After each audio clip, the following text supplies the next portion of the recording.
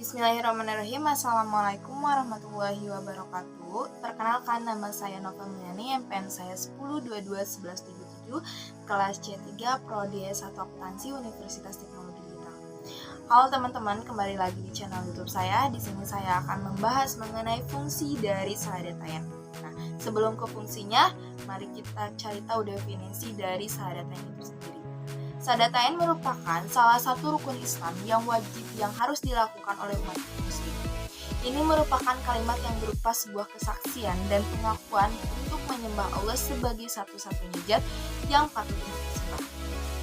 Syahadatain merupakan kalimat singkat dan padat namun memiliki makna yang mendalam, dengan yang berbunyi asyhadu alla ilaha illallah wa asyhadu anna muhammadar rasulullah.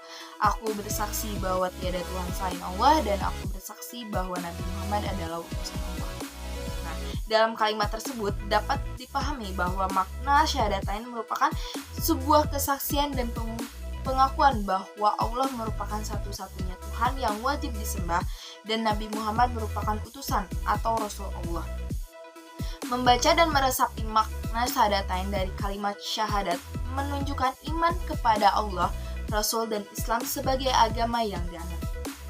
Nah, tadi kan kita sudah mengetahui ya mengenai pengertian dari syahadatain itu sendiri. Nah, untuk selanjutnya itu fungsi dari syahadatain. Nah, fungsi syahadatain yang dimaksudkan dalam risalah ini adalah kegunaan atau pengaruh pelaksanaan syahadatain terhadap kehidupan seseorang, individu maupun terhadap kehidupan masyarakat atau sosial.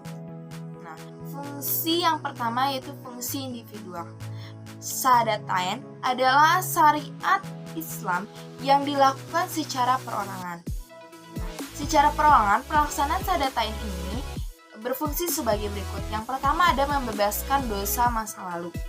Semua dosa akan diampuni oleh Allah Subhanahu wa taala karena Allah memiliki sifat penerima taubat. Nah, Allah berfirman dalam Quran surat An-Nisa ayat 116. Yang artinya Allah tidak akan mengampuni dosa syirik, mempersekutukan Allah dengan sesuatu. Dan Dia mengampuni dosa selain itu bagi siapa yang Dia kehendaki.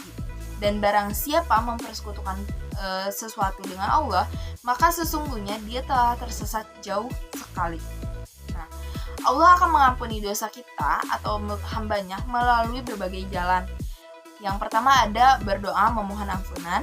Yang kedua ada melalui proses takdim dan pertaubatan. Yang ketiga melalui pelaksanaan syariat syahadatain. Nah, yang kedua yaitu membebaskan diri dari segala bentuk penjajahan. Menurut Yusuf Qaradawi, apabila seseorang telah melaksanakan syahadatain, maka ia akan terbebas dari penghambaan diri terhadap segala sesuatu, benda ataupun makhluk apapun, kecuali penghambaan diri kepada Allah semata.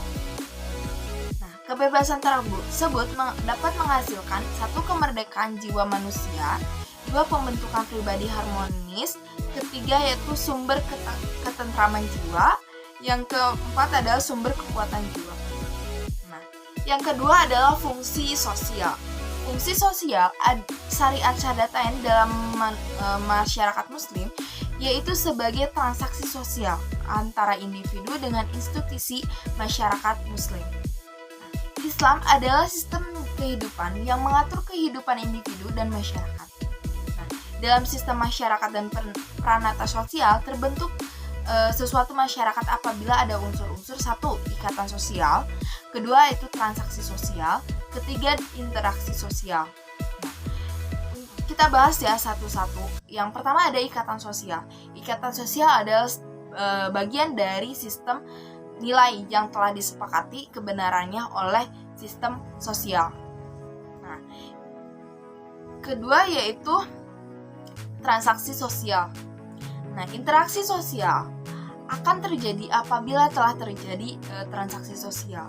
Transaksi sosial adalah perjanjian atau komitmen individu terhadap institusi masyarakat yang telah mapan secara struktural. Yang ketiga adalah interaksi sosial. Interaksi sosial merupakan syarat utama terjadinya aktivitas-aktivitas sosial. Interaksi sosial adalah hubungan sosial yang dinamis yang menyangkut hubungan antar orang perorangan antar kelompok, maupun antar perorangan dengan kelompok. Nah, interaksi sosial ini terbagi menjadi dua lagi. Nah, ada interaksi sosial antara sesama muslim dan interaksi sosial antara muslim dengan non-muslim. Yang ketiga adalah fungsi sosial muslim. Apabila seseorang telah melaksanakan syahadatain, artinya dia telah terikat dengan al-Islam. Konsekuensinya dia berkewajiban melaksanakan aturan atau ajaran yang ada dalam al-Islam atau Al-Quran. Secara sosial, seorang muslim berkewajiban bermasyarakat sesuai etika dan ajaran muslim. Allah berfirman dalam Quran surat Al-Anbiya ayat 107, dan tidaklah kami utus engkau Muhammad kecuali sebagai rahmat bagi segenap alam. Islam adalah agama rahmatullah lil alamin, agama yang membawa perdamaian. Nabi Muhammad diutus untuk menjadi rahmat segenap alam. Nah, mungkin cukup sekian pembahasan kali ini. Mohon maaf bila ada kesalahan. Wabillahi taufiq wal hidayah. Wassalamualaikum warahmatullahi wabarakatuh.